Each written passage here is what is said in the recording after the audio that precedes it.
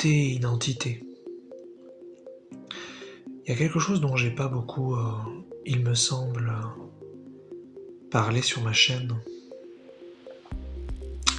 C'est l'unicité. Ça fait un petit peu technique, mais c'est pas méchant. En fait, l'unité, bon ça évidemment j'en ai parlé une tonne, c'est le fait d'être un, mais l'unicité c'est le fait d'être unique. Et c'est un paradoxe en fait divin. Certes on est tous un, et la séparation n'existe pas, mais on est tous uniques, et on a tous une identité. Et donc Dieu, cette existence, cette infinité, se divise justement infiniment dans une multitude d'identités qui sont irréductibles et qui font ce que nous sommes. Et c'est quelque chose, je crois que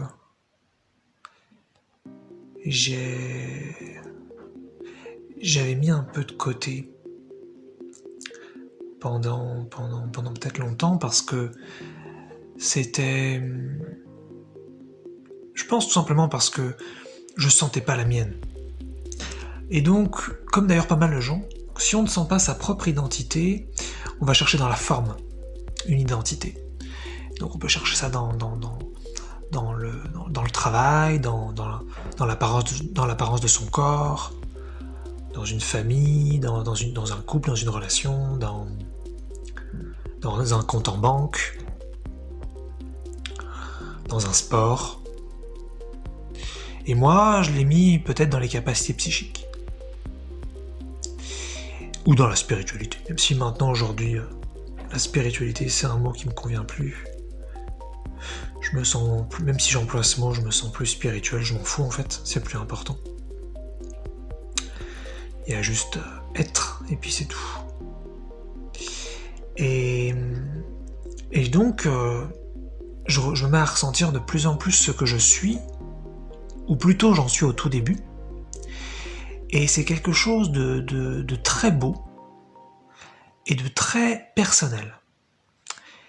Et ça veut dire que j'avais déjà compris que ce qui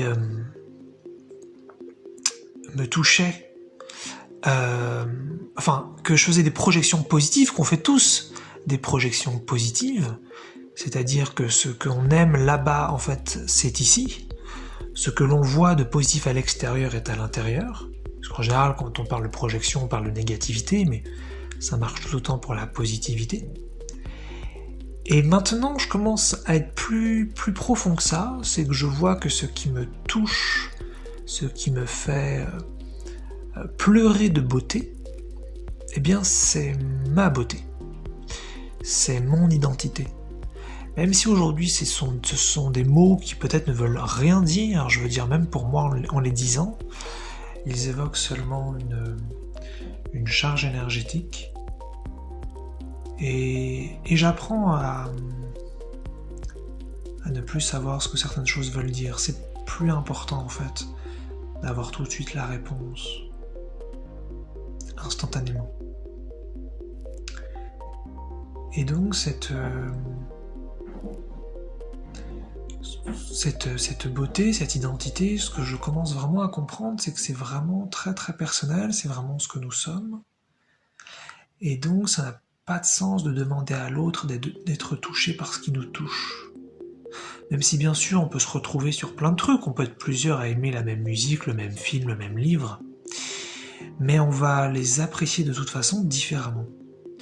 Et donc, ça, quand je me répète, ça n'a pas de sens de demander à ce que les autres soient touchés de la même façon. Et ça, en fait, avant, je l'avais pas trop vu. Je pensais quand même si j'étais quand même assez conscient de pas mal de trucs, je pensais que si quand même quelque chose me touchait, c'est quand même que il y avait quelque chose de quand même de bien dedans. Et en fait non, c'était juste moi qui s'était mis dans le film, dans le livre, dans la musique. Et donc, ce qui est très beau, c'est que ça fait un petit peu une rencontre avec soi-même, une redécouverte, un rappel, des retrouvailles, puisqu'on a oublié un petit peu qui on était à l'incarnation pour la plupart d'entre nous, et retrouver finalement cette essence, c'est dans ces moments où on est touché par quelque chose, peu importe quoi. Et j'aime bien en fait cette petite nouveauté, c'est peu importe ce qui vous touche, peu importe ce qui vous émeut, peu importe ce qui vous fait tressaillir, c'est vous en fait, c'est vous. Et c'est très très beau en fait, c'est beaucoup plus beau que je ne le pensais. Quand avant je pleurais en écoutant une musique, c'était chouette, c'était profond. Mais là je me rends compte qu'en fait je suis en contact avec ce que je suis en profondeur. Et je me dis, waouh, comment c'est beau, comment je suis beau, et comment donc tout le monde est beau. C'est ça aussi. Si moi ma beauté est merveilleuse, forcément la beauté des autres aussi. Et donc, ce paradoxe divin, d'unité à l'unicité, le fait d'être un et le fait d'être unique, c'est super beau parce que, enfin c'est super cool parce que ça nous enlève rien en fait. Ça nous enlève rien ce que nous sommes. De s'éveiller. Souvent il y a le chantage de l'ego qui peut prendre pas mal de formes différentes. Et une des formes, c'est de nous dire attention, surtout ne va pas trop vers l'unité, ne va pas trop vers l'amour inconditionnel, vers la joie inconditionnelle, vers la fin des problèmes, vers la fin de la négativité, parce que tu vas perdre qui tu es. Tu vas perdre ton identité. Et c'est ce que l'ego veut nous faire croire. Bien sûr, l'ego, je le précise, il vient de nous, et donc il ne fait que répondre à notre désir. Sinon, évidemment, il ne serait pas là. Et en fait, c'est pas vrai, tout simplement. C'est juste du chantage, c'est juste des pensées fausses. S'éveiller à l'unité ne va faire que nous éveiller davantage, justement, à notre unicité. Et donc, on découvrira encore plus ce que nous sommes. C'est ça qui est magnifique. L'ego va nous faire croire qu'on doit choisir entre les deux.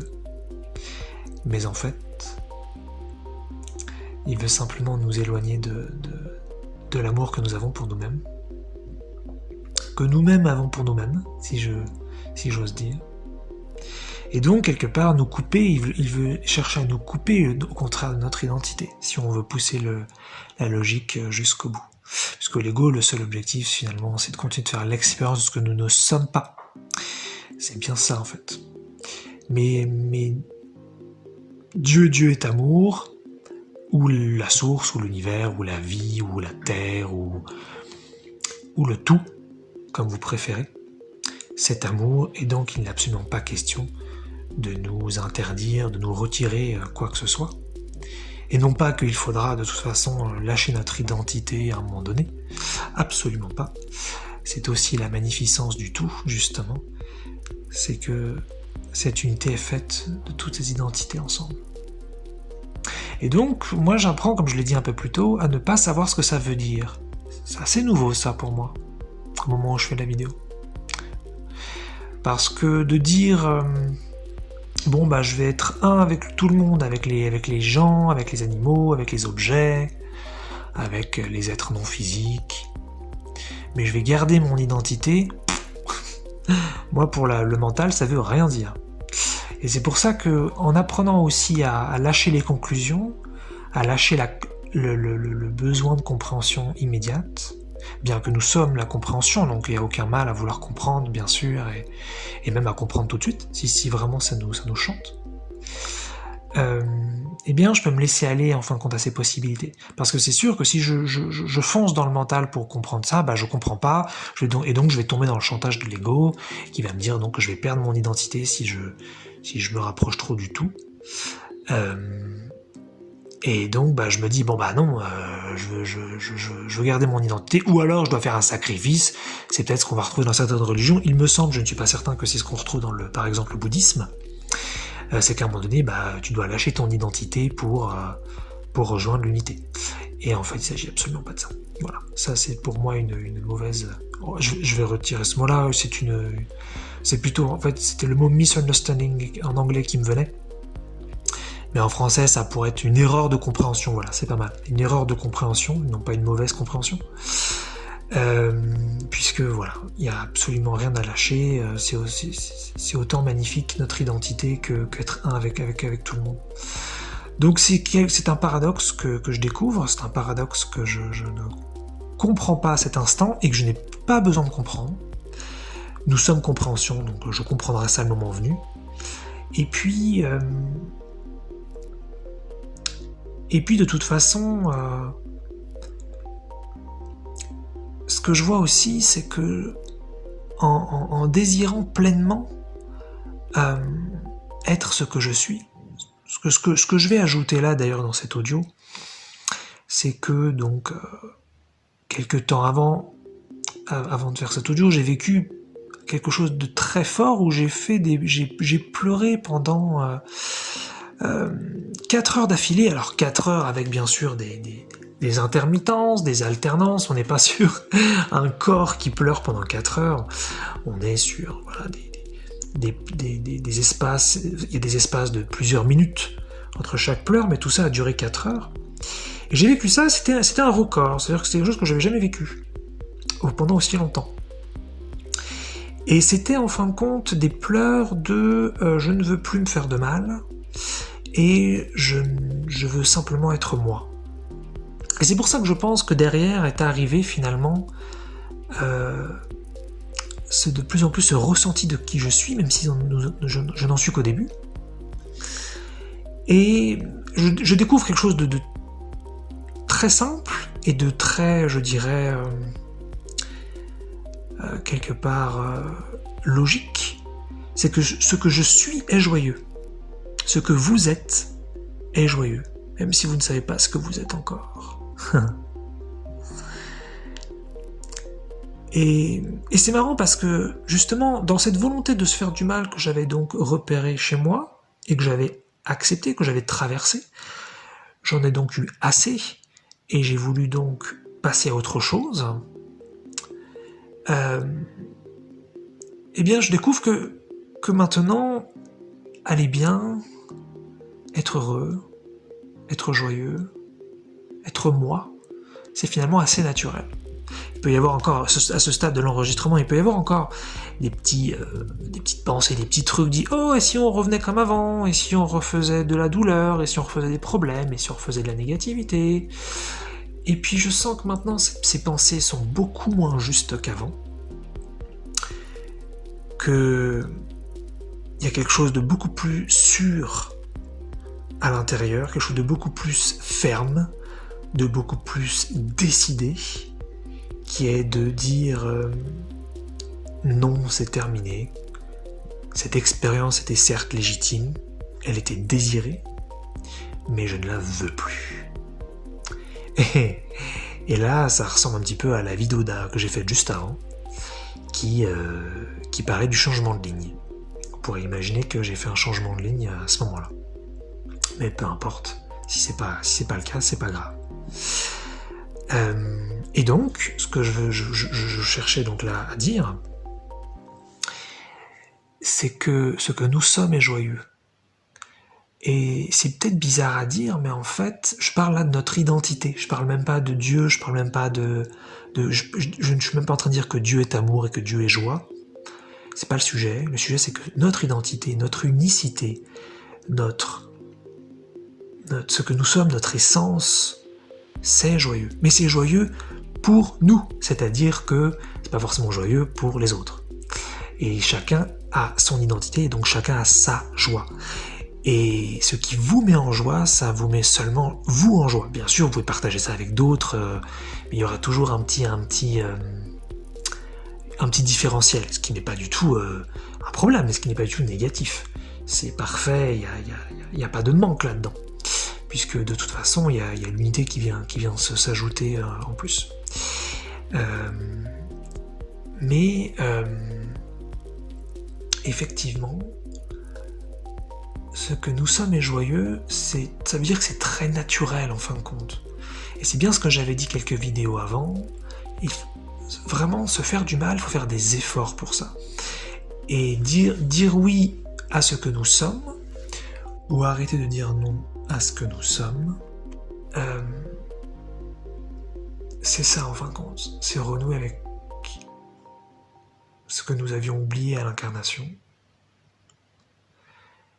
Et la joie revient, et le bien-être revient, et ce, sans effort.